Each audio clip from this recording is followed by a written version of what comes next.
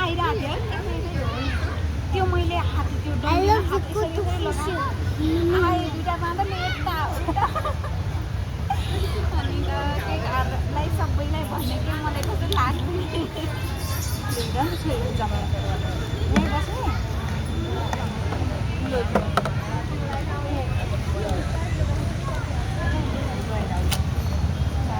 बाँदरको त स्वयम्भूको डर भनेकै बाँदरको औषधी किन्ने अनि त्यसो भए सानो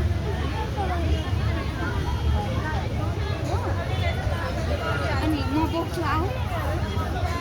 म हजुरलाई बोक्छु नि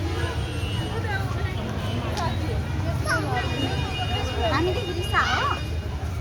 हो आफू गएर बाँदर